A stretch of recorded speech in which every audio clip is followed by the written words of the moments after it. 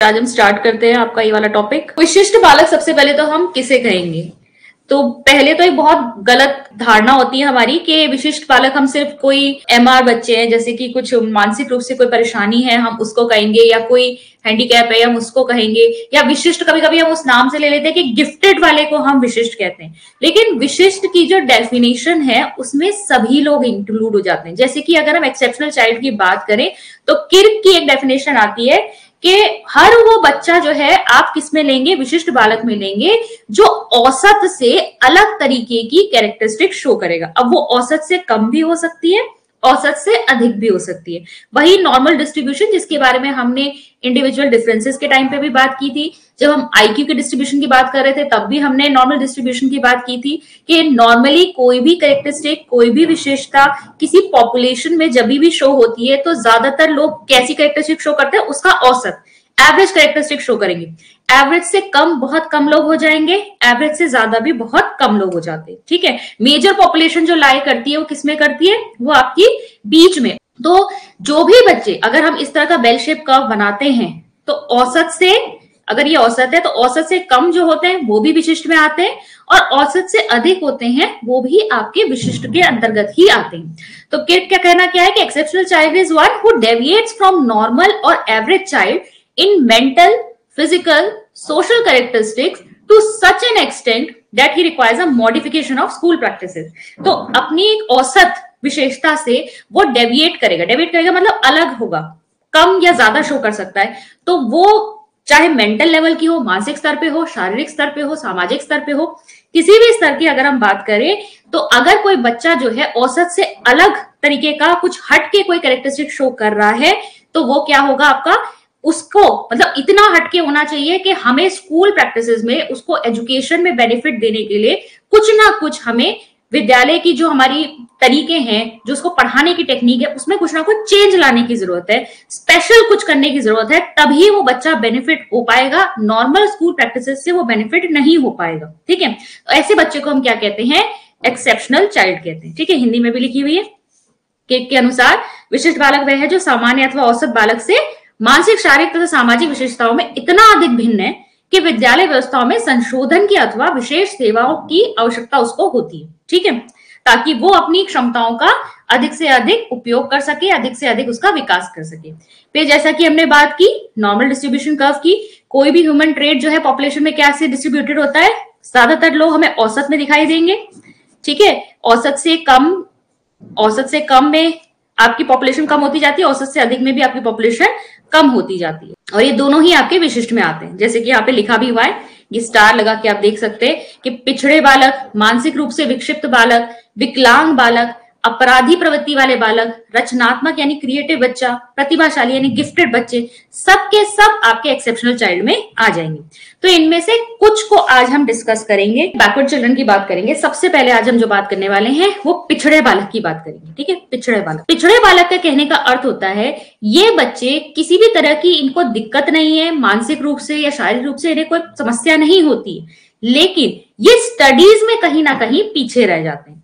तो backward people is one who compared with other people of his chronological age, अपने as के जो बच्चे हैं उनसे एजुकेशनल डेफिशिएंसी शो करते हैं। एजुकेशन मतलब सिर्फ पढ़ाई लिखाई में पीछे, और किसी चीज में पीछे नहीं। ठीक है, ना शारीरिक रूप से इन्हें कोई दिक्कत है, ना मानसिक रूप से इन्हें कोई दिक्कत है, किसी भी तरह की ऐसी कोई परेशानी नहीं है इनको। ठीक है, फिजिकल और मेंटल, लेकिन एजुकेशन के क्षेत्र में कहीं ना कहीं ये पीछे रह जाते हैं। क्लास में आप देखेंगे कि ऐसे बच्चे हमें जरूर मिलते हैं, कोई ना कोई आपके किसी एक सब्जेक्ट में या एक से ज्यादा सब्जेक्ट्स में भी आप देख सकते हैं कि वो पीछे रहते हैं, उनके नंबर हमेशा कम आएंगे या उन्हें पढ़ने में समझ में नहीं आता है, क्लासरूम में वो आंसर ज्यादा नहीं करते हैं। तो इस तरह के बच्चे जो होते हैं वो क्या होते हैं, आपके बैकवर्ड चिल्ड्रन होते हैं। बर्ट ने जो आपका एक तरीका दिया है, ईक्यू का कॉन्सेप्ट दिया है। ईक्यू क्या हुआ आपका, एजुकेशनल कोशेंट। एक हमने बात की थी आपके आईक्यू का फॉर्मूला क्या था आपका, आईक्यू का फॉर्मूला था आपका IQ is equal to MA upon into 100। ठीक है, ये आपका फॉर्मूला था, मानसिक आयु वास्तविक आयु इंटू 100। ठीक है, ये था आपका, किसने दिया था, विलियम्स टर्न ने दिया था और टर्मन ने इसमें 100 से उसको मल्टीप्लाई कर दिया था, क्योंकि विलियम्स टर्न ने केवल से MA/CA दिया था। टर्मन ने इसमें 100 से इसको मल्टीप्लाई किया, क्योंकि वैल्यूज जो है वो किस में आ रही थी, डेसिमल में आ रही थी। तो डेसिमल में वैल्यूज के लिए कैलकुलेट करना थोड़ा मुश्किल हो रहा था उनके लिए, तो उन्होंने एक अच्छा एक स्केल बनाने के लिए और उन्होंने इसे 100 से मल्टीप्लाई कर दिया, ताकि वैल्यूज सारी किस में आ जाए, आपकी होल नंबर्स के अंदर आ जाए। तो अब देखिए, हमने IQ के बारे में पढ़ा था, अब हम जो पढ़ने वाले हैं वो आपका एजुकेशनल क्वोशंट। अच्छा, एक और होता है EQ आपका। EQ आपका इमोशनल क्वोशंट के लिए भी स्टैंड करता है, ठीक है। इमोशनल क्वोशंट भी होता है, लेकिन इसको हम बाद में देखेंगे। तो इमोशनल क्वोशंट की बात नहीं करेंगे, यहाँ पर बात क्या हो रही है आपकी एजुकेशनल क्वोशंट की, शैक्षिक लब्धि। अब शैक्षिक लब्धि जो होती है आपकी, इसका फॉर्मूला भी आपका IQ जैसा ही है, EA/CA × 100, ठीक है। EA/CA × 100। अब CA तो हमें पता है क्या है, ये वास्तविक आयु है, 100 हमें पता ही है। EA कैसे निकालते हैं, तो देखो EA निकालने का तरीका होता है, अब आपकी में कैलकुलेट करने के लिए नहीं आएगा, फिर भी मैं आपको यहाँ बता देती हूँ।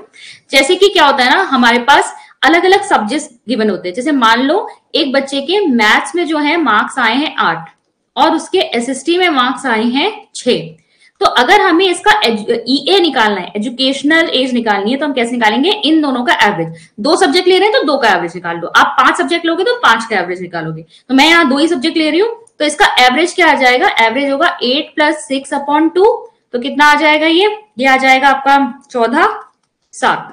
यानी कि एजुकेशनल एज कितनी आ गई, एजुकेशनल एज 7 साल आ गई, ठीक है। तो यहां पर हम इसी तरीके से एजुकेशनल एज निकालते हैं। तो एजुकेशनल एज होगी आपके जितने भी सब्जेक्ट से मार्क्स आए उसका आप एवरेज निकालोगे, वो एजुकेशनल एज आ जाती है। और CA क्या होती है, वो तो आपकी वास्तविक आयु है, और इंटू इसे 100 कर देंगे। तो देखो यहाँ पर बैकवर्ड बच्चों की बात कर रहे हैं, तो हमेशा ही यहाँ पर EA जो होता है वो CA से कम होता है, इस चीज को भी याद रखोगे। बैकवर्ड बच्चों के लिए, पिछड़े बालकों के लिए एजुकेशनल एज जो होती है हमेशा उनकी कालानुक्रमित आयु या उनकी वास्तविक आयु से कम आती है। कैरेक्टरिस्टिक्स जब आप देखोगे बैकवर्ड चिल्ड्रन की, तो क्या होती हैं, पहला देखिए बैकवर्ड चिल्ड्रन क्या होते हैं, ये धीरे सीखते, इनकी जो लर्निंग की आपकी पेस होती है, रेट होता है, वो काफी स्लो होता है, इनको धीरे धीरे चीजें समझ में आती है। ड्यू टू दिस मेरिट, इसीलिए क्या होता है, अपनी क्लास के जो नॉर्मल बच्चे हैं उनके साथ ये पेस अप नहीं कर पाते या कोप अप नहीं कर पाते। इन जो नॉर्मल बच्चे हैं वो जितनी अवधि में सीख जाएंगे उससे ज्यादा टाइम लगाते हैं बैकवर्ड चिल्ड्रन। ऐसे ही अगर हम दूसरी बात करें तो in the academic field children क्या होते हैं, इतने पीछे होते हैं अपने एज ग्रुप के, और इस वजह से क्या करते हैं, ये एक ही क्लास में बार बार रिपीट करते रहेंगे, फेल होते रहेंगे, एक ही क्लास में रुक जाते हैं। क्यों, क्योंकि इन्हें चीजें देर से समझ में आती है। जो ना जहां नॉर्मल बच्चे को एक क्लास का कोर्स कवर करने में उसको केवल 1 ही साल लगेगा, इन्हें एक क्लास का कोर्स कवर करने में 2-3 साल लग जाते हैं, इसीलिए बार बार क्लास को रिपीट करते हैं, ठीक है।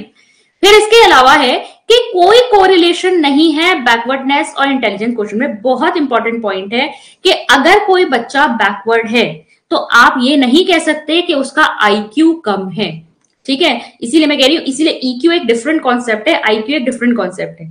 वो बच्चा सिर्फ पढ़ाई लिखाई में कमजोर है, हो सकता है वो किसी और चीज में बहुत तेज हो। हमने ऐसे बहुत सारे बच्चे देखे होंगे, मैंने अपनी लाइफ में ऐसे बहुत बच्चे देखे हैं, उन्हें अगर आंसर राइटिंग के लिए दे दो, उन्हें क्वेश्चन आंसर पेपर दो, सिलेबस वगैरह का कुछ भी पढ़ाओ, उनको उतना समझ में नहीं आता, लेकिन प्रैक्टिकल स्किल्स उनके बहुत अच्छे होते हैं। जुगाड़बाजी में या फिर किस तरीके से काम को मतलब अच्छे वो से किया जा सकता है, दिमाग लगा के किया जा सकता है, उस चीज में वो बहुत ज्यादा स्ट्रांग होते हैं। तो IQ बहुत अच्छा होता है उनका, लेकिन EQ जो है वो कम होता है।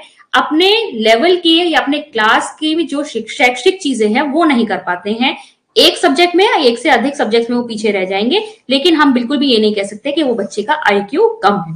फिर है बैकवर्ड चिल्ड्रन जो होते हैं, इनका MA मेंटल एज भी जो होती है इनके क्रोनोलॉजिकल एज या जो आपकी वास्तविक आयु है उससे कम होती है, ठीक है। ये जरूरी नहीं है हम हमेशा। फिर है आपका बैकवर्ड चाइल्ड जो है वो रिटार्टेड होता है, लेकिन हमेशा नहीं। ये भी क्योंकि मेंटल रिटार्डेडनेस ना एक आपकी वजह हो सकती है कि वो बच्चा पढ़ाई लिखाई में भी पीछे हो, तो बैकवर्डनेस के लिए रिटार्डेडनेस एक आप कह सकते हैं वजह हो सकती है, लेकिन ये हमेशा जरूरी नहीं है, ठीक है। फिर है ऐसे बच्चे जो होते हैं अपनी क्लास के साथ या तो एक सब्जेक्ट में या सभी सब्जेक्ट्स में बिल्कुल रेस में उसी लेवल पे नहीं रह पाते या कोप अप नहीं कर पाते।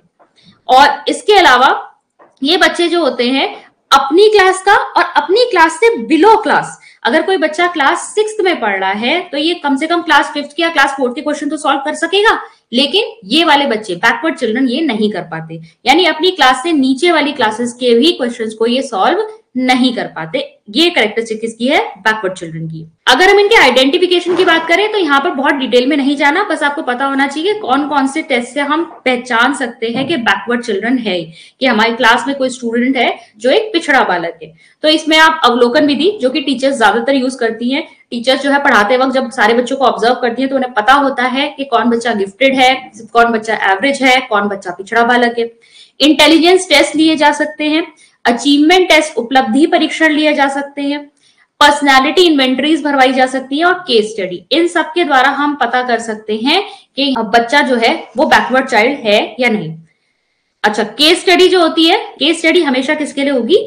सिंगल स्टूडेंट को स्टडी करने के लिए। जब आपको केवल एक ही सब्जेक्ट, यानी कि आपको किसी एक ही बच्चे को बहुत डिटेल में स्टडी करना है, उसके बारे में जानकारी इकट्ठी करनी है, तो आप केस स्टडी करते हैं। ठीक है, ये क्वेश्चन क्योंकि पूछा गया है कि केस स्टडी किस केस में यूज होती है। कॉजेज ऑफ बैकवर्डनेस देखेंगे तो कॉजेज या फिर वजह क्या हो सकती है बैकवर्डनेस के, तो सबसे पहला तो है कि फिजिकल कॉजेज हो सकते हैं। फिजिकल कॉजेज क्या हो सकते हैं? डिफेक्ट्स हो सकते हैं सेंस ऑर्गन्स के, जैसे रीडिंग प्रॉब्लम है या राइटिंग प्रॉब्लम है, तो यहाँ पर और कोई चीज में दिक्कत नहीं आ रही है, लेकिन यहाँ पर किसी एक स्पेसिफिक टाइप की प्रॉब्लम है। अब डिफेक्ट्स की बात करेंगे तो यहाँ सेंस ऑर्गन्स पे डिफेक्ट हो सकता है, स्पीच का डिफेक्ट हो सकता है, ब्रेन इंजुरी हुई हो कभी बच्चे को, उसकी वजह से हो सकता है कि बच्चे को पढ़ाई लिखाई में, कई बार ऐसा होता है कोई बच्चा जो है उसको बहुत ज्यादा सरदर्द रहता है या उसके दिमाग जो है पहले से ही कमजोर है, तो डॉक्टर्स भी बोल देते हैं कि इसके ऊपर पढ़ाई लिखाई पे ज्यादा जोर मत डालिएगा, क्योंकि आप ज्यादा इसको प्रेशराइज करेंगे, इसे अपने दिमाग पे ज्यादा जोर देना पड़ेगा, तो इसके लिए दिक्कतें और बढ़ जाएंगी। ठीक है, फिर डिफेक्टिव वर्किंग ऑफ ग्लैंड्स, जो एंडोक्राइन ग्लैंड्स होते हैं, जो हमारे हार्मोन्स हमारी ग्रोथ एंड डेवलपमेंट में बहुत ज्यादा रोल प्ले करते हैं, अगर वहां पर कोई दिक्कत है तो दिक्कत हो सकती है। या हेल्थ ओवरऑल जो है बीमार रहता है बच्चा, वीक रहता है, तो इसीलिए कहीं ना कहीं पढ़ाई में छूटता चला जाता है, क्लासेस मिस होती हैं, या अगर आया भी है स्कूल में तो ध्यान नहीं दे पाता है क्लासेस में ज्यादा, क्योंकि अपनी हेल्थ से वो पहले ही बहुत ज्यादा परेशान है।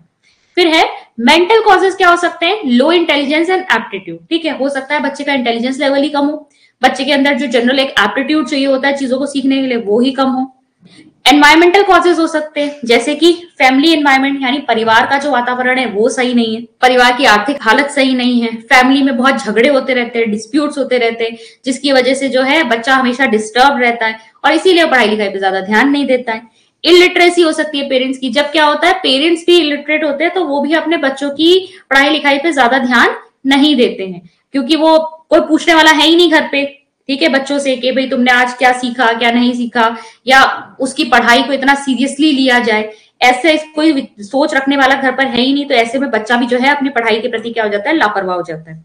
फिर स्कूल एनवायरनमेंट हो सकता है, स्कूल एनवायरनमेंट में जैसे कि बच्चा जहां डिसकंफर्ट फील कर रहा हो, जब बच्चा कंफर्टेबल नहीं है, जैसे partial attitude of teacher, teacher का जो रवैया है वो कहीं भेदभावपूर्ण है। ठीक है, कुछ बच्चों के ऊपर ज्यादा फोकस है, इस बच्चे के ऊपर, एक बच्चा जो वीक है, एक बार टेस्ट में कम नंबर आया उसको सुनाई जा रही है, बार बार हर चीज पे सुनाया जाता है, तो ये क्या है? भेदभावपूर्ण रवैया हो सकता है।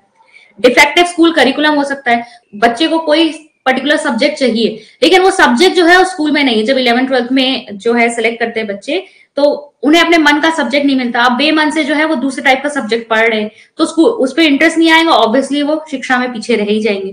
टीचिंग मेथड सही नहीं है, या कक्षा में जो इनडिसिप्लिन है वो बहुत ज्यादा, अनुशासनहीन है, स्कूल में अनुशासन नहीं है, बिल्कुल मोटिवेशन नहीं है, बच्चे के अंदर प्रेरणा ही नहीं है पढ़ने की, ये सारे कारण हो सकते हैं उसके स्कूल एनवायरनमेंट या फैमिली एनवायरनमेंट से जुड़े हुए। फिर अगर हम बात करें सामाजिक और सांस्कृतिक कारण हो सकते हैं, समाज जिस सोसाइटी से वो आ रहा है, जहाँ पे जो उसका सोशल सर्कल है वहां पर इतना महत्व नहीं दिया जा रहा। ठीक है, कई बार ऐसा होता है बहुत ज्यादा, अगर संपन्न परिवार से भी बहुत लोग आते हैं तो उनको पता होता है पढ़ाई लिखाई करके हमें करना क्या, हमें तो फाइनली अपना फैमिली बिजनेस ही संभालना है। ये मैं एक एटीट्यूड की बात कर रही हूँ, मैं किसी को पॉइंट आउट नहीं कर रही हूँ, ये कभी कभी ऐसी चीजें देखने में आती है। ठीक है, या किसी कल्चरल उससे आए हैं जहां पर और चीजों को ज्यादा महत्व दिया जाता है, पढ़ाई लिखाई को कम महत्व दिया जाता है, तो यहाँ पर भी ये कारण बन जाते हैं उस बच्चे के लिए कि वो शिक्षा की तरफ उतना ध्यान नहीं देता। अब ऐसे बच्चों की एजुकेशन पे हमें कैसे ध्यान देना चाहिए, तो यहाँ देखिए एजुकेशन ऑफ बैकवर्ड चाइल्ड के लिए हमें सबसे पहले क्या करना है, एक तो हेल्दी एटमॉस्फेयर क्रिएट करना है स्कूल में, सोसाइटी में भी और स्कूल में भी एक ऐसा वातावरण हमें क्रिएट करना है जहां पर जो है बच्चा पढ़ने के लिए उसके अंदर मोटिवेशन आए, बच्चा जो है उस एटमॉस्फेयर में अपने आप को महसूस करे कि हाँ मुझे पढ़ाई लिखाई आगे करनी है। कितने भी बड़ी क्लास पे आप आ जाओ, जब तक वो एटमॉस्फेयर नहीं मिलेगा ना, आपको पढ़ने में रुचि नहीं आएगी। जैसे अभी भी आप कंपटीशन की भी तैयारी करते हो, आपको लगता है लाइक माइंडेड लोग जहां पे मिले, जिनसे मैं बात कर सकूं कि आगे कंपटीशन किसकी पढ़ाई कैसे चल रही है, कौन किस तरीके से तैयारी कर रहा है। जब आप एक दूसरे के साथ बात करते हो, क्वेश्चंस डिस्कस करते हो, एक पूरा एनवायरमेंट क्रिएट हो जाता है, एक एटमॉस्फेयर बन जाता है, तभी आपका भी पढ़ने में मन लगता है। फिर है teaching should be arranged in accordance with child need, interest, attitude and capabilities. तो ये तो बिल्कुल आपके चाइल्ड सेंटर्ड एजुकेशन के ऊपर ही बेस्ड है। हमें बच्चे को ध्यान में रखकर उसे शिक्षा देनी है। तो बच्चे की जरूरत क्या है, उसकी रुचियां किसमें है, उसका दृष्टिकोण कैसा है और उसकी क्षमताएं कैसी हैं, उसके अकॉर्डिंग जब हम उसकी पढ़ाई करवाएंगे तभी बच्चा जो है ज्यादा से ज्यादा सीखने के लिए अभिप्रेरित रहेगा। ठीक है। फिर तीसरा है आपका such children should have balanced homework. अब देखो, होमवर्क के लिए अक्सर कहा जाता है कि जैसे कि प्रैक्टिकल अप्रोच कम है, क्योंकि हमारी आदत होती है हम जब एज अ टीचर आगे के 3-4 क्वेश्चन जो हैं वो होमवर्क के लिए दे देते हैं। बच्चे को कुछ एक्सरसाइज के क्वेश्चन कराए और आगे के होमवर्क के लिए दे दिए, या फिर मतलब हमारे लिए पॉसिबल नहीं हो पाता है कि सभी स्टूडेंट्स के लिए अलग अलग तरह का होमवर्क उनके लिए डिसाइड करें। लेकिन होमवर्क ऐसा बैलेंस होना चाहिए, होमवर्क असाइनमेंट जो है बच्चों के अकॉर्डिंग देने चाहिए। एटलीस्ट कम से कम हमें ग्रुपिंग एक ऐसी अपने दिमाग में तो कर ही नहीं चाहिए, अपने पास एक लिस्ट बनानी चाहिए कि कितने से कितने जो आपके ग्रुप के बच्चे हैं जो बहुत गिफ्टेड हैं उनको आप थोड़ा टफ होमवर्क दे सकते हो, जो थोड़े से एवरेज हैं आप उनको एक एवरेज लेवल का होमवर्क दोगे। अब जो बैकवर्ड चाइल्ड है उसके लिए जो होमवर्क होना चाहिए वो ऐसा होमवर्क होना चाहिए जिसमें उसको इंटरेस्ट है। अगर आप उसे भर भर के पेजेस बिल्कुल छापने के लिए दे दोगे, क्वेश्चन करने के लिए दोगे, उसका बिल्कुल भी इंटरेस्ट आएगा नहीं और उसे लोड लगता है, वो काम तो उसके लिए बोझ बन गया। तो ऐसा होमवर्क देना है, बैलेंस्ड होमवर्क, जिसमें बच्चे को इंटरेस्ट भी आए और बच्चे के लायक हो, बच्चा उसे कर पाए। फिर है use of AV8 concept is must for such children to make the abstract concepts clear। तो हमें AV8 विजुअल एड्स है, टीचिंग लर्निंग एड जो होते हैं आपके, वो सब आपके यूज करनी है, TLM। और parents should be kept well informed about the progress of the child in school. तो हमें जो पेरेंट्स है, अभिभावक है, उनका यहाँ पर साथ जरूर लेना है। और आजकल इस चीज पे भी बहुत जोर दिया जाने लगा है कि जो एक पूरी हेल्दी सोसाइटी बनाई जाए, सिर्फ टीचर की ही जिम्मेदारी नहीं है बच्चे का, क्योंकि ओवरऑल डेवलपमेंट की बात हो रही है ना। अब बच्चे का 360 डेवलपमेंट की हम बात करते हैं, होलिस्टिक डेवलपमेंट की, तो वो सिर्फ टीचर के द्वारा नहीं हो सकता। उसके लिए पूरा हमें क्या करना पड़ेगा, एक इकोसिस्टम क्रिएट करना पड़ेगा जहां पे जो टीचर्स हैं, जो स्टाफ और है, जैसे कि मैनेजमेंट जो होता है स्कूल का, प्लस जो अभिभावक हैं, जो पेरेंट्स हैं, वो सब मिलकर जो हैं बच्चे के डेवलपमेंट के लिए कार्य करें, तभी ये हो पाएगा। और इसीलिए जो पेरेंट टीचर एसोसिएशंस हैं वो अब बनाई जाती है, जिससे कि बहुत ही इंटरेक्टिव हो पाए और टीचर्स और पेरेंट्स जो हैं वो लगातार कंटिन्यू जो है एक दूसरे के साथ संपर्क में रहें कि बच्चा जो है उसकी प्रोग्रेस किस तरीके से चल रही है। फिर है आपका teacher should be sympathetic in his behaviour and should not use harsh language. तो ये बहुत होता है कि जब बच्चा जो है पिछड़ा बच्चा होता है, हम अक्सर ना उसे उस कैटेगरी में डाल देते हैं, ये सबसे शैतानी है। कोई भी क्लास में शैतानी हो रही है तो हम उसके ऊपर डाल देते हैं, क्योंकि वो पढ़ाई में अच्छा नहीं कर रहा, तो उससे ना बहुत सारे हम टैग्स लगा देते हैं उसके ऊपर। तो ये जो है टीचर को बचना चाहिए इन सब चीजों से। अगर आप बैकवर्ड चाइल्ड की प्रॉब्लम्स को नहीं समझ पाओगे, उसको बार बार हार्श वर्ड्स बोलोगे, बार बार खराब बातें कहोगे इससे, तो कहीं ना कहीं उसका सेल्फ कॉन्फिडेंस नीचे ही जाता जाएगा और वो कभी पढ़ाई में आगे आ ही नहीं पाएगा। तो बहुत जरूरी है कि हम उसके साथ जो व्यवहार है वो सहानुभूतिपूर्ण रखें और उसके साथ हार्श लैंग्वेज यूज ना करें। ठीक है, मतलब कठोर शब्दों का प्रयोग हम ना करें उसके लिए। ट्यूटर्स में भी अरेंज फॉर सच चिल्ड्रन। तो ऐसे बच्चों के लिए क्या है, सेपरेट ट्यूटोरियल्स वगैरह दिए जा सकते हैं, जैसे कि ट्यूटोरियल मेथड भी होता है आपका टीचिंग में, जहां पर आप छोटे छोटे ग्रुप्स बना देते हैं, होमोजीनियस ग्रुपिंग होती है यहाँ पर। जब आपको पता है कि जैसे आपने एक ग्रुप बना दिया, सारे गिफ्टेड स्टूडेंट है, एक आपने बना दिया जहां पर सारे स्टूडेंट जो है, ए ग्रुप है आपका गिफ्टेड का, बी ग्रुप है आपका जहां पर आपको सारे बैकवर्ड मिल रहे, तो आप क्या करोगे, यहाँ आपने इन बच्चों को कुछ वर्क दे दिया, ये तो अपने आप में भी डिस्कस कर लेंगे, यहाँ आपको पता है इस ग्रुप को आपको ज्यादा से ज्यादा क्या देना है, ध्यान देना है। तो आप क्या कर सकते हो, ट्यूटोरियल्स भी अरेंज कर सकते हो इनके लिए। प्रोग्राम्ड इंस्ट्रक्शन जो है आपका, ये यूज किया जा सकता है। प्रोग्राम इंस्ट्रक्शन एक इंडिविजुअलाइज्ड प्रोग्राम है। स्मॉल चंक्स ऑफ नॉलेज आपको यहाँ पर लिखी हुई मिलेगी, कुछ भी आपको जो भी आपको पढ़ना है, और उससे रिलेटेड फिर आपको क्वेश्चंस कराए जाते हैं। अब इन क्वेश्चंस को बच्चा खुद से सॉल्व करता है और इमीडिएटली उसको फीडबैक मिल जाएगा क्या उसका आंसर सही है नहीं। अगर सही है तो वो नेक्स्ट फ्रेम में आगे बढ़ेगा, अगर गलत है तो या तो उसे इस फ्रेम को रिपीट करने के लिए कहा जाता है, या फिर उसे नेक्स्ट एक ऐसे फ्रेम में भेजा जाता है जहां पर उसे और ज्यादा उसके सॉल्यूशन के बारे में क्लैरिटी दी जाए। यहाँ पर बहुत सारे प्रिंसिपल्स फॉलो होते हैं। फिर है आपका more emphasis should be laid on practical work for such children apart from theoretical knowledge. तो ज्यादा इन बच्चों को क्या कराना चाहिए, प्रैक्टिकल वर्क से ज्यादा पढ़ाना चाहिए, बजाय कि हम उनको थ्योरेटिकल नॉलेज देते रहे। क्योंकि ऐसे बच्चे जो है ना, उनका इंटरेस्ट पढ़ाई में, मतलब थ्योरेटिकल उस चीजों में कम लगेगा, लेकिन अगर आप एक्टिविटी बेस करके चीजों को सिखाएंगे तो बच्चे ज्यादा सीख पाएंगे। And if needed they must be advised for doctor, expert and psychiatrist. ये उस केस में जब कोई फिजिकल प्रॉब्लम या मेंटल प्रॉब्लम भी है बच्चे के साथ, तो आप फिर क्या कर सकते हैं, यहाँ पर एक डॉक्टर, एक्सपर्ट और साइकियाट्रिस्ट की हेल्प भी ले सकते हैं। अब हम आगे बढ़ते हैं मेंटली रिटार्टेड या मंद बुद्धि बालक पर। अब यहां से मैं ये तो नहीं कहूंगी, क्वेश्चन बहुत ज्यादा पूछा जाता है। क्वेश्चन आपके क्रिएटिव, गिफ्टेड, बैकवर्ड और जो आपके इस तरह के बच्चे होते हैं इनसे पूछा जाता है। बट फिर भी हम यहाँ पर एक बार मेंटली रिटार्टेड को भी चेक करेंगे, ताकि हमें इनके बारे में भी नॉलेज हो कि इनको कैसे पढ़ाना है। तो देखिए, मेंटल रिटार्डेशन सबसे पहले American association on mental deficiency क्या कहती है। मानसिक मंदता मतलब है यहाँ पर कि जब एक एवरेज जनरल इंटेलिजेंस, एक औसत आप कह सकते हैं बुद्धि क्षमता या बौद्धिक स्तर भी, या बौद्धिक कार्यात्मक जो फंक्शनिंग होती है, वो भी जब बच्चे नहीं कर पाते, और ड्यूरिंग उनके डेवलपमेंट में हमें ये नजर आता है, उनके व्यवहार में झलकता है कि जो छोटी छोटी इंटेलिजेंस वाली चीजें हैं, जो समझ से इंसान डे टू डे लाइफ में भी कर पाता है, वो भी इनसे नहीं हो रही हैं, ये कहीं भी एडजस्ट नहीं कर पा रहे हैं, तो हमें वो दिखने लगता है कि ये क्या है, मेंटली रिटार्डेड है। ठीक है, छोटी छोटी डे टू डे लाइफ की चीजें जो जिसमें बहुत ज्यादा दिमाग नहीं लगाना, लेकिन ऑब्वियसली आपकी कॉग्निटिव एबिलिटीज कहीं कहीं तो यूज होती है, किस काम को कैसे करना है।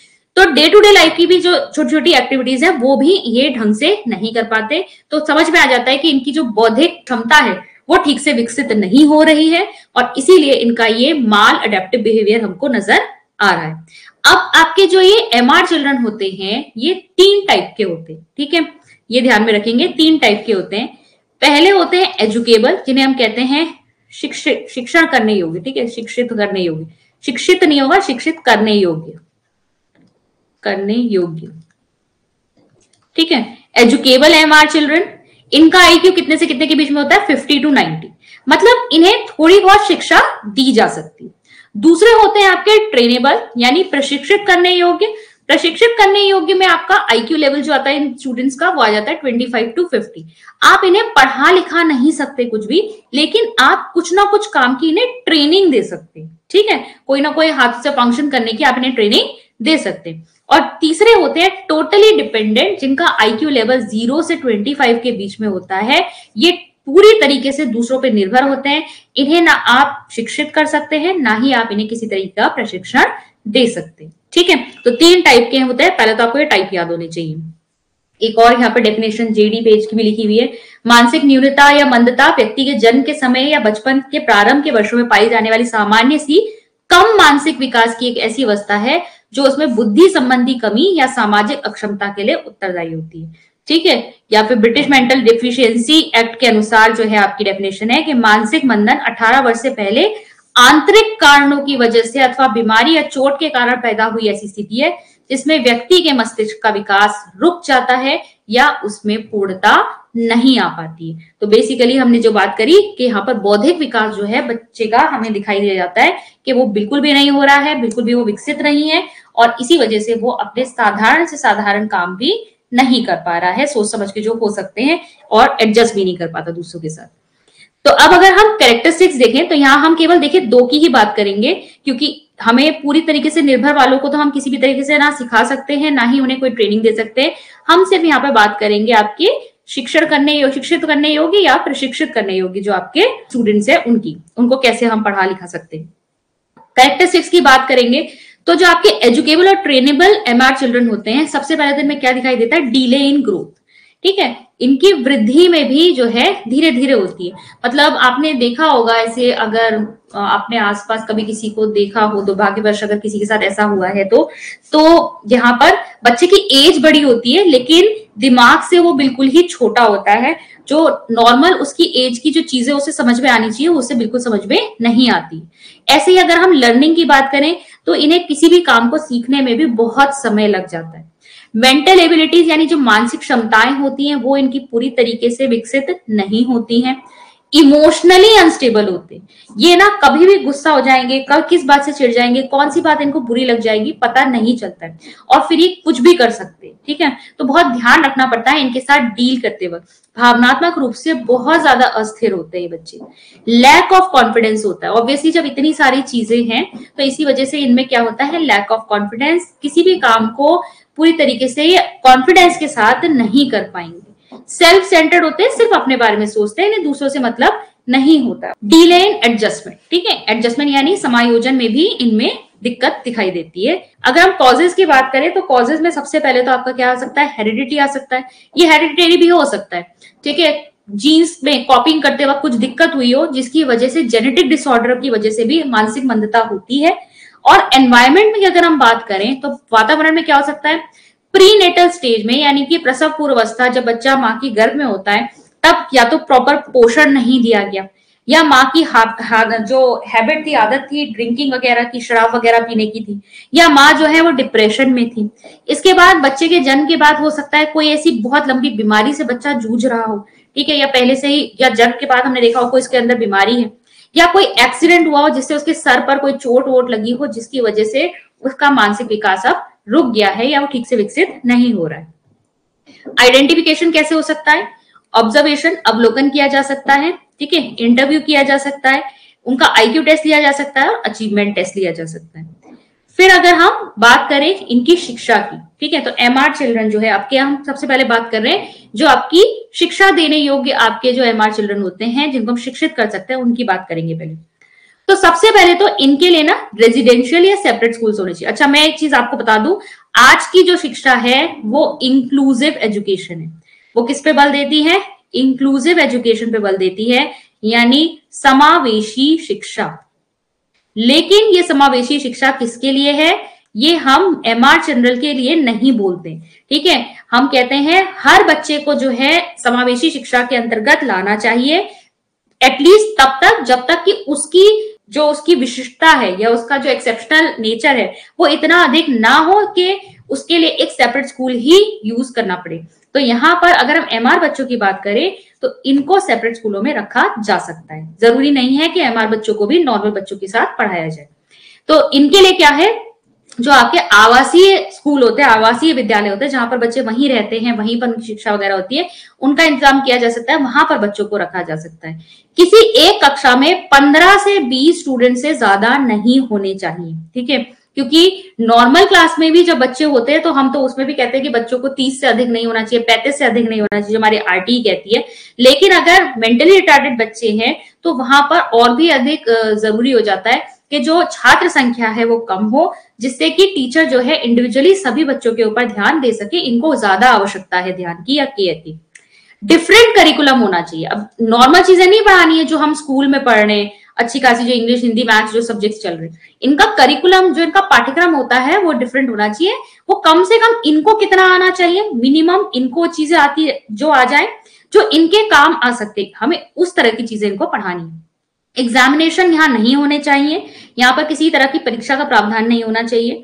करिकुलम में क्या क्या आना चाहिए, अब देखो, जनरल मैथ्स, नॉर्मल मैथ्स जो उनको डे टू डे लाइफ में काम आए, इस तरह की मैथ्स। जनरल लैंग्वेज, जो भाषा उनको यूज करने में काम आ जाए। आर्ट, हैंडीक्राफ्ट सिखाया जाए, कोई इन्हें हस्त कौशल सिखाया जाए जिससे कि जो इन्हें बाद में जो है काम आ सके।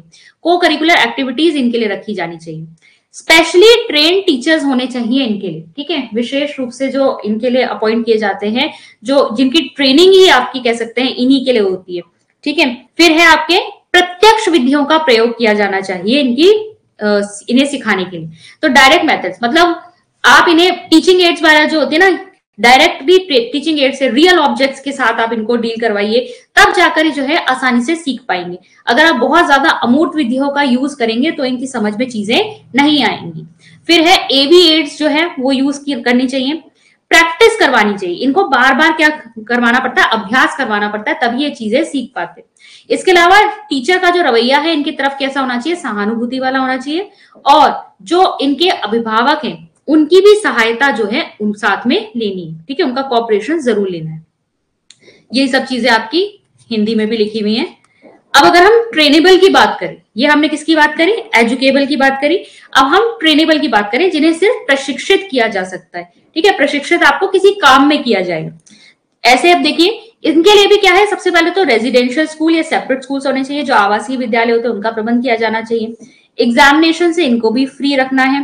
टीचर का व्यवहार इनके लिए सहानुभूति पूर्ण होना चाहिए, और पेरेंटल कॉपरेशन इनके लिए भी, यहाँ पर कुछ पॉइंट्स तो आपके सेम ही है, यहाँ पर भी इनके जो पेरेंट्स अभिभावक है उनका सहयोग लेना है। अब इन्हें सिखाना क्या है, इनका कोई करिकुलम इस तरीके से डिफाइन नहीं होगा, इनको हैंडीक्राफ्ट या कोई स्किल सिखाना है। ठीक है, जिससे कल को ये अपनी आजीविका जो है वो ला सके। अब देखिए हैंडीक्राफ्ट स्किल में जैसे तो इनको खाली एनवलप बनाना सिखाया जाता है। ठीक है, इस तरह के काम सिखाए जाते हैं जो बहुत ही इजी हो और आसानी से जो है ये कर पाए, ताकि कल को कुछ पैसे जो है कमा पाए। इजी मेथड्स होने चाहिए टीचिंग के, क्योंकि वैसे भी इन्हें शिक्षा दी नहीं जा सकती, आईक्यू इनका बहुत कम है, तो बहुत ही सिंपल मेथड से इनको सिखाना है। फिर children must be taught to do their signature, कम से कम इन्हें अपना नाम लिखना आता हो, अपने हस्ताक्षर करने आते हो, ताकि चीजों को इतना तो समझ पाए कि कहां पर इनको साइन करना है। फिर है these children should be taught to develop socially. इसके अलावा क्योंकि सामाजिक रूप से ना ये बहुत ही ज्यादा अपने आप को कमजोर पाते हैं, तो हमें इनको सिखाना है किस तरीके से ये अपने आप को सामाजिक रूप से विकसित कर पाए और कैसे लोगों के साथ बैठ पाए, घुल मिल पाए, एडजस्ट कैसे कर पाए। तो सामाजिक रूप से भी इनका विकास करना अधिक जरूरी है। चलिए एक लास्ट हम और कवर कर लेते हैं, डेलिंक्वेंट चिल्ड्रन, बाल अपराधी। सिरिल बर्ट की एक डेफिनेशन है, आप देखेंगे, a child is technically delinquent when his anti social tendencies become so grave that he becomes or ought to become the subject of official action.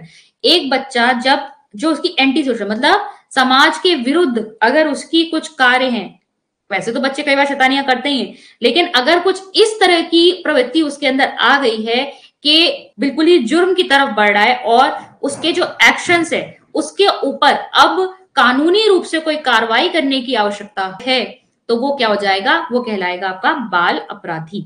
ठीक है, अब बाल अपराधी की जो कैरेक्टरिस्टिक्स है वो क्या होती है जो हमें नजर आती है। सबसे पहला तो है समाज विरोधी व्यवहार। ठीक है, जो समाज के नियम है, कायदे हैं, कानून है, वो इनको बिल्कुल भी मानने ही नहीं है।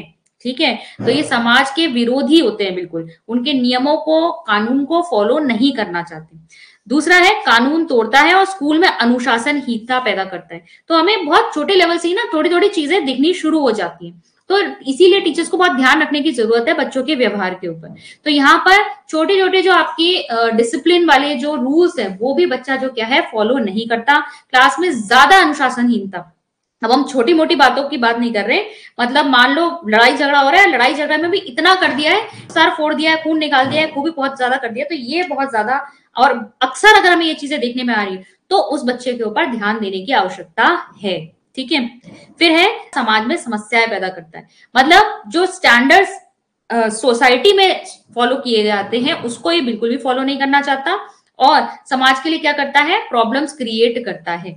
फिर है आक्रामक होता है, शत्रुतापूर्ण व्यवहार होता है, एग्रेसिव होगा, इसको आप छोटी सी भी बात बोल दोगे ना ये भड़क जाएगा एकदम। ठीक है, और हर एक को अपना क्या मानता है, दुश्मन मानता है। सिर्फ इसकी जो गैंग के लोग होंगे, क्योंकि ऐसे लोग आपने देखे होंगे ना, वो बहुत ज्यादा अकेले तो होते हैं, लेकिन कई बार इनकी जो होती है टोली होती है, ठीक है, जिसके ऊपर ये राज करना पसंद करते हैं, जो इसकी बात को फॉलो करे। अदरवाइज क्या होंगे ये लोग, क्या करते हैं, नहीं तो ये सबके ऊपर राज करना चाहते हैं, सबको अपना शत्रु ही मानते हैं। फिर है व्यवहार स्वयं के लिए और दूसरों के लिए भी हानिकारक होता है। ऑब्वियसली ऐसे बच्चों का व्यवहार जो है दूसरों के तो हानिकारक है ही, खुद के लिए भी हानिकारक है, क्योंकि जब छोटी सी उम्र में वो इस तरह के अपराध जगत की तरफ बढ़ रहे हैं तो कहीं ना कहीं उसकी पूरी की पूरी लाइफ ही खराब हो रही है। ये सब चीजें हमने कहीं ना कहीं एडोलेसेंस स्टेज में भी पढ़ी थी कि एडोलेसेंस स्टेज में बहुत जरूरत होती है कि हम बच्चों पे ध्यान दें कि बच्चा जो है अपराध जगत की तरफ ना जाए। ये एक ऐसी स्टेज है जहां पर बच्चा अपना भविष्य बना भी सकता है, बिगाड़ भी सकता है, तो बहुत ध्यान देने की आवश्यकता होती है।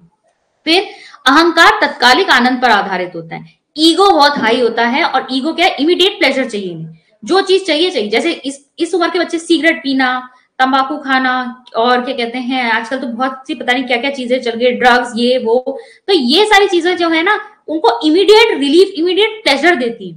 तो ये क्या है, तत्कालिक आनंद जो है, यानी ऐसी चीजों को बहुत ज्यादा अप्रोच करते हैं जो चीजें जो है इनको मोमेंटरी बहुत ज्यादा सेटिस्फेक्शन देती है। फिर है अनैतिक व्यवहार होता है, ठीक है, इमोरल व्यवहार, क्योंकि वैल्यूज या मोरालिटी से तो इनका दूर दूर तक कोई वास्ता ही नहीं होता, सिंपल रूल्स भी फॉलो नहीं करते, तो इनके अपने तो कोई नैतिक आप कह सकते हैं मूल्य है ही नहीं, तो अनैतिक व्यवहार होता है इनका।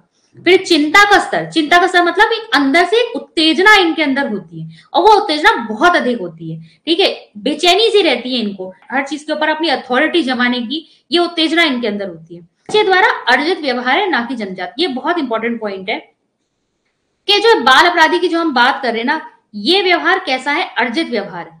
बच्चा जन्म से बाल अपराधी नहीं है, उसने कहीं ना कहीं इस समाज से ही ये सारी चीजें सीखी, ठीक है। अब उसके आसपास का एनवायरनमेंट ऐसा रहा है, या उसे ऐसी सिचुएशंस फेस करी है, चाहे जो भी हो, लेकिन ये व्यवहार उसके अंदर बचपन से नहीं था, उसके अंदर ये सामाजिक रूप से। ये हो सकता है कि थोड़ा बहुत उसके अंदर इमोशनल फैक्टर थोड़ा ऐसा हो कि उसे गुस्सा जल्दी आता हो, वो जल्दी चीजों से चिढ़ जाता हो, सेटिस्फाइड जल्दी ना होता हो, ये एक इमोशनल हो सकता है उसके अंदर थोड़ी सी चीजें हो, लेकिन उसके अलावा भी जो बाल अपराध जगत की तरफ बढ़ना है वो उसने कहीं ना कहीं समाज से ही सीखा है। फिर है भावनात्मक और खराब समायोजन, यानी कि इमोशनली भी अनस्टेबल होते हैं और दूसरों के साथ, सोसाइटी के साथ भी ज्यादा अच्छे से एडजस्ट नहीं कर पाते। और ये लास्ट पॉइंट है आपका, परिवार की आर्थिक स्थिति सामान्यतः खराब होती है। अब ये हर एक के लिए नहीं है, लेकिन अक्सर ऐसा देखा गया है कि असल में जो ऐसे परिवार से आ रहे हैं जिसकी आर्थिक स्थिति सही नहीं है, तो क्या हो रहा है कि परिवार में या फिर घर पर उसकी इच्छाएं पूरी नहीं हो रही, तो क्या कर रहा है, अब अपनी इच्छाओं की पूर्ति के लिए वो क्या कर रहा है, ऐसी चीजों की तरफ बढ़ रहा है कि किस चीज के लिए पैसे चाहिए, उसे शौक ऐसे है, महंगा मोबाइल चाहिए या कुछ चाहिए, उसके लिए वो गलत काम करने को भी तैयार हो जाता है। पर ये हमेशा नहीं होता, ठीक है, ये पॉइंट हमेशा के लिए नहीं है, लेकिन ऐसी स्थिति होती है कभी कभी। फिर आपका कॉजेस क्या हो सकते हैं, तो कॉजेस में एक तो है हेरिडिटी फैक्टर्स। अब हेरिडिटी फैक्टर्स मतलब हम ये नहीं कह रहे कि जन्म से ही, जैसा कि मैंने आपको बताया कि यहाँ पर हो सकता है इमोशनल रूप से बच्चा पहले से ही जो है थोड़ा गुस्से वाला हो, या जल्दी चिढ़ जाता हो, या ज्यादा सेटिस्फाइड ना रहता हो। फिर मेंटल रिटार्डेशन, ये भी कभी कभार होता है, कुछ बच्चे जो मेंटली रिटार्डेड होते हैं या इनका आईक्यू लो होता है, तो ये क्या होते हैं, क्योंकि शिक्षा की तरफ ज्यादा ध्यान नहीं है और चीजों पे ध्यान नहीं है, तो ये डेलिक्वेंसी की तरफ चले जाते हैं, अपराध जगत की तरफ चले जाते हैं, ठीक है। फिर होम एनवायरनमेंट कैसा हो सकता है जो कि इसके लिए रिस्पॉन्सिबल है, वो है आपका परिवार का खराब सामाजिक और आर्थिक स्थिति, ठीक है, परिवार की स्थिति जो है आर्थिक रूप से, जैसा कि अभी मैंने बताया थोड़ी देर पहले आपको कि आर्थिक रूप से स्थिति सही नहीं है, सामाजिक रूप से सही नहीं है, या मान लीजिए किसी का ऐसा सिचुएशन के सौतेले माता पिता है, तो व्यवहार अच्छा नहीं है उनका बच्चे के प्रति, इसलिए बच्चा जो है कहीं ना कहीं घर से परेशान है, तो वो क्या है, अब उस अपराध जगत की तरफ बढ़ा है। माता पिता का प्यार या स्नेह में कमी है, माता पिता ध्यान ही नहीं देते बच्चे के ऊपर। फिर है माता पिता का अधिक या कम संरक्षण, या बहुत ज्यादा किसी के बच्चे के ऊपर बहुत ज्यादा पाबंदियां लगा रखी हैं, बहुत ज्यादा उसे उसमें रखा हुआ है रूल्स एंड रेगुलेशंस में, तब भी बच्चा जो है उससे निकलने के लिए अपराध जगत की तरफ बढ़ता है। फिर अनैतिक जुआरी या शराबी माता पिता में ही कोई कमी है, उनमें ही अनैतिक आचरण है, इस वजह से बच्चे में भी आ रहा है। या फिर खराब पड़ोसी या बुरे साथी, या बच्चा गलत संगत में पड़ गया है, या पास पड़ोस में जो है उसने अपने आसपास जो है चीजें खराब देखी है, इसकी वजह से भी वो यहाँ से ये सब चीजें सीख गया है। सोशल एनवायरनमेंट की बात करें तो समाज में जो है फेवरेटिज्म, मतलब कुछ लोगों को वो हमेशा देखता है कि ये इनके फेवरेट है, वही आगे बढ़ रहे हैं, तो अपने आप को वो हमेशा पीछे पाएगा, तो भी वो क्या करता है, अपने, कुछ लोग होते हैं ना ये अपराध जगत की तरफ इसलिए बढ़ते हैं क्योंकि अपने आप को हाईलाइट करना चाहते हैं, अपने आप को दिखाना चाहते हैं कि हम भी कुछ हैं, तो ये जो है ये एक वजह हो सकती है। क्लास कॉन्फ्लिक्ट, जब अलग आप कह सकते हैं वर्गों में विभाजित करते हैं, उनके साथ भेदभाव करते हैं, तब भी ये चीजें निकल के आती है। वॉर टाइम में, युद्ध की स्थिति में आपने देखा होगा, क्योंकि अक्सर सिविलियंस के साथ क्या होता है, भाई वॉर में वो लोग पार्टिसिपेट नहीं करते, लेकिन कई बार सिविलियंस जो होते हैं ज्यादा सफर करते हैं, तो ऐसी स्थिति में भी कई बार ऐसा होता है कि परिवार के साथ गलत चीजें हुई हैं युद्ध के दौरान, और इस वजह से जो है बच्चा जो है तनाव में आकर कहीं ना कहीं अपराध की जगत तरफ बढ़ गया है। फिर जाति, पंथ, धर्म, ये सारी चीजें कहीं ना कहीं फूट डालती हैं, और इनको भी, और जो कुछ ऐसे लोग भी होते हैं जैसे पॉलिटिकल पार्टीज हुई या कुछ ऐसे गिरोह होते हैं, वो क्या करते हैं, जाति के नाम पर, धर्म के नाम पर बच्चों को भड़का के अपने अपने ग्रुप्स में शामिल कर लेते हैं, और वो भी कहीं ना कहीं क्या करते हैं, अपराध जगत की तरफ बच्चे को डाल देते हैं। ऐसी भाई भतीजा। नेपोटिज्म की अगर बात करें तो नेपोटिज्म का मतलब क्या होता है, जब विरासत चली आ रही हो ना, जैसे कांग्रेस पार्टी में भी नेपोटिज्म की बहुत बात की जाती है कि वो कभी भी किसी और को जो है नहीं बनने देते, मतलब अपनी पार्टी का अध्यक्ष, वो हमेशा सिर्फ गांधी परिवार के अंदर अंदर ही रहता है। तो वहां भी नेपोटिज्म की बहुत बात आती है। नहीं तो एक अच्छा लीडर भी बनाया जा सकता है कांग्रेस में, लेकिन नहीं बनाते। जो रियल में डिजर्व करता है, जब वो पीछे रह जाता है ना, तो उसको बुरा लगता है कि मैं किसका शिकार हो गया हूं, मैं भाई भतीजावाद का शिकार हो गया हूं। तो ये इसकी वजह से भी बच्चे जो है वो अपराध जगत की तरफ बढ़ जाते। स्कूल का माहौल देखिए, स्कूल का माहौल भी कैसे बच्चे के अंदर जो है एक क्रिएट कर सकता है कि बच्चा अपराध की तरफ बढ़े। अनुशासन की अगर कमी है, ठीक है, बच्चा स्कूल में भी तो गलत संगत में पढ़ सकता है। पाठ सहगामी गतिविधियों का अभाव है, जब बच्चे पढ़ाई लिखाई में ध्यान नहीं देंगे तो उनका अन्य चीजों की तरफ ध्यान जाएगा। शिक्षकों का व्यवहार, ठीक है, अगर टीचर का व्यवहार भेदभावपूर्ण है तो ये भी जो है बच्चों के अंदर क्या क्रिएट करता है, उनके अंदर एक गलत उनके अंदर भावना क्रिएट हो जाती है कि मेरे साथ भेदभाव किया जाता है। छात्रों के साथ पक्षपात, ऐसी दोषपूर्ण शिक्षण पद्धतियां। दोषपूर्ण शिक्षण पद्धतियों का यहाँ पर मतलब यही है कि जैसे ही अगर हमारे टीचिंग मेथड जो है ऐसे नहीं होंगे जिसमें बच्चा इन्वॉल्व हो और बच्चा जो है इधर उधर चीजों की तरफ जाएगा, तो ऑब्वियसली वो कहीं ना कहीं गलत चीजों की तरफ भटकने के चांसेस उसके बढ़ जाते हैं। अब अगर हम यहाँ पर देखें कि कैसे हम इसको रोक सकते हैं, तो अपराधी प्रवृत्ति वाले जो बच्चे हैं इसके लिए दो तरह के जो है आपके मेथड्स अपनाए जाते हैं। एक होते हैं आपके प्रिवेंटिव मेजर्स। प्रिवेंटिव मेजर्स का मतलब है हम बच्चे को इस अपराध जगत की तरफ बढ़ने से ही रोक दें, पहले से ही प्रिवेंशन। कहते हैं ना, prevention is better than cure. तो दो ही होते हैं आपके, प्रिवेंटिव एंड क्यूरेटिव। प्रिवेंटिव का मतलब है बच्चे को पहले ही रोका जाए, उसे अपराध जगत की तरफ बढ़ने ना दिया जाए। क्यूरेटिव होता है जब बच्चा अब अपराध जगत की तरफ बढ़ चुका है, अब वो जुवेनाइल डेवलपमेंट बन चुका है, तो अब हम कैसे उसमें सुधार करें। ठीक है, तो पहले प्रिवेंटिव की बात करते हैं। प्रिवेंटिव मेजर्स में आपका आ जाएगा निवारक उपाय। सबसे पहले तो माता पिता की शिक्षा, ठीक है, माता पिता को भी अपराध के मनोविज्ञान के बारे में पता होना चाहिए। कब जो है बच्चे की ऐसा व्यवहार उन्हें नजर आ रहा है कि ये बच्चा जो है कहीं ना कहीं अपराध जगत की तरफ जा सकता है, ऐसी जो माता पिता है, माता पिता को इस तरह का व्यवहार का अंदाजा होना चाहिए। आजकल बहुत सारी चीजों के लिए कहा जाता है माता पिता को बहुत चीजों पे ध्यान देने की आवश्यकता है। सुसाइडल टेंडेंसीज भी जो बच्चों में दिखाई देती है ना, वो पहले ही उसके लक्षण दिखाई दे जाते हैं, अचानक कोई बच्चा इसकी तरफ नहीं बढ़ता है, तो बहुत ध्यान देने की आवश्यकता है पेरेंट्स को। फिर है सेकंड, बच्चे की कंपनी। माता पिता को बहुत ध्यान में रखना चाहिए कि जो परिवार के सदस्य हैं, बच्चा किस कंपनी में रह रहा है, बच्चे के मित्र कौन है, कौन उसके संगी साथी हैं, कैसी गतिविधियों में वो पढ़ रहा है, उसके ऊपर ध्यान रखने की आवश्यकता है। जोर जबरदस्ती नहीं करनी है, रूल्स इंपोज नहीं करने, बच्चे के ऊपर दबाव नहीं डालना है, लेकिन थोड़ा सा माता पिता को सजग रहने की आवश्यकता होती है कि बच्चा बुरी संगत में ना पड़े। इसके अलावा वातावरण, जो बच्चे का मूल वातावरण है उसमें क्या करना चाहिए हमें, बच्चे को उसके ओरिजिनल एनवायरनमेंट से, अगर मान लो उसके परिवार में जो परिवार है वो खराब है कहने का मतलब है बहुत ज्यादा डिस्प्यूट्स होते हैं, बहुत ज्यादा झगड़े होते हैं, या सौतेले माता पिता हैं, तो ऐसे परिवार में बच्चे को नहीं रखना चाहिए। बच्चे को इस केस में क्या कर देना चाहिए, उसे किसी दूसरी जगह पे डाल देना चाहिए, जो फॉस्टर होम्स वगैरह होते हैं, जहां पर बच्चे की अच्छी देखभाल हो सके, उसे अच्छा वातावरण मिल सके, जिस एनवायरमेंट पे बच्चा पलेगा बढ़ेगा और मतलब उसे केयर मिलेगी, प्रेम मिलेगा, तो वो कहीं ना कहीं आगे जाके अच्छा इंसान बनेगा। और अगर वो इसी तरीके के झगड़े वाले माहौल में और हर समय खराब बातें सुनते हुए अगर बड़ा होगा, तो उसका भी अपराध जगत की तरफ जाना कहीं ना कहीं उसकी तरफ भेज देगा उसको। फिर है rectifying school education environment. School में भी शिक्षा और जो शिक्षा का वातावरण है उसको बहुत सही तरीके से रखने की जरूरत है। करिकुलम सही होना चाहिए, क्लासरूम में बिहेवियर टीचर का बिल्कुल सही होना चाहिए, आसपास जो वातावरण मिल रहा है बच्चे को वो बिल्कुल सही होना चाहिए, ताकि बच्चा जो है समाज में ठीक तरीके से एडजस्ट कर सके और अपनी पढ़ाई पर और अपने करियर पे ठीक से फोकस करे। जब उसका ध्यान शिक्षा की ओर होगा, सही डायरेक्शन में होगा, तो वो इस अपराध जगत की तरफ बढ़ेगा ही नहीं। अगर हम क्यूरेटिव मेजर्स की बात करें, तो क्यूरेटिव मेजर्स में आपको पता ही होगा कि ये जो बाल अपराधी होते हैं इनके लिए कोर्ट्स भी अलग होती है, इनके लिए जुवेनाइल कोर्ट्स होती है। ठीक है, बाल अपराधी होते कितने, 18 वर्ष से अगर कम बच्चा है, 18 वर्ष से अगर कम है बच्चे की आयु और उस बच्चे ने कोई अपराध किया है, तो उसको नॉर्मल कोर्ट में पेश नहीं किया जाता, उसे जुवेनाइल कोर्ट्स में पेश किया जाता है, जहां पर जो मैजिस्ट्रेट्स वगैरह होते हैं उसके लिए कुछ ना कुछ सजा सुनाते हैं। और इनको बेसिकली जेल में भेजा भी नहीं जाता, इनको सुधार गृह वगैरह में इस तरीके से भेजा जाता है जहां पर ये अपनी पढ़ाई वढ़ाई भी जारी रखकर आगे कर सकते हैं कुछ ना कुछ। ठीक है, तो अपराधी किशोरों से निपटने के लिए प्रशिक्षित मैजिस्ट्रेट वाली जो किशोर न्यायालय होते हैं उनकी स्थापना की जाती है। फिर है अपॉइंटेड सोशल वर्कर्स जो होते हैं, जो जिम्मेदारी उठा सके कि ये बच्चा जो है, क्योंकि बच्चा तो वो छोटा है ना अभी, वो तो कल को अगर हम उसे सुधार दे तो समाज का एक बहुत अच्छा नागरिक बन के बाहर आएगा।